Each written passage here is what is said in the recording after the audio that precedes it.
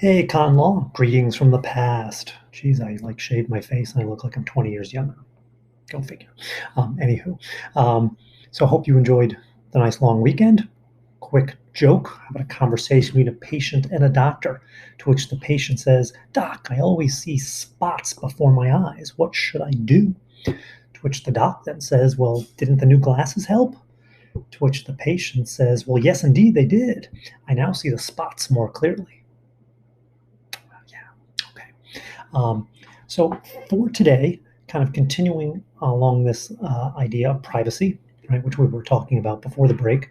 And today I have kind of like a little case study for you. And this is an ongoing fight that is still in the news.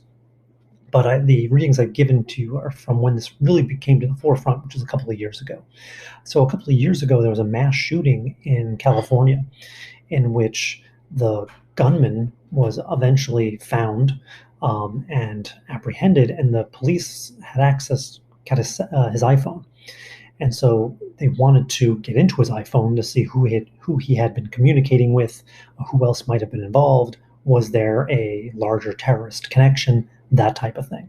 The problem is, those of you that have iPhones know that there was a passcode on it.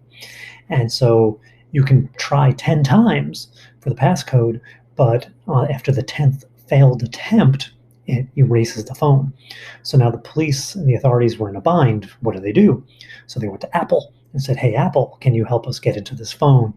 And Apple said no. And Apple said it's a privacy issue, that we're not going to do this.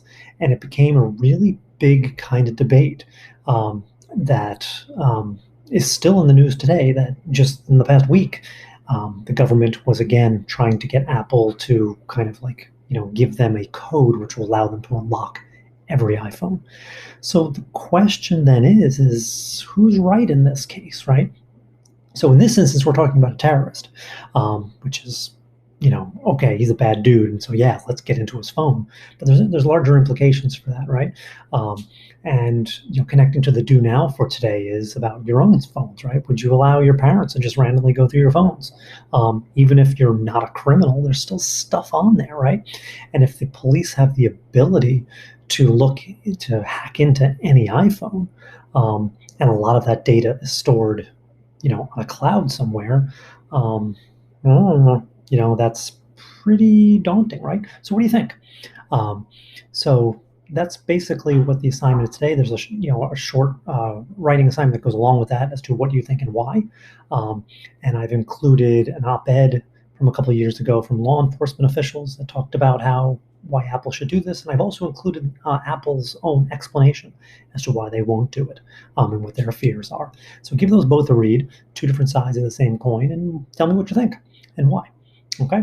Um, with that, I hope all is well. Stay safe, stay smart, and I'll talk to you guys later.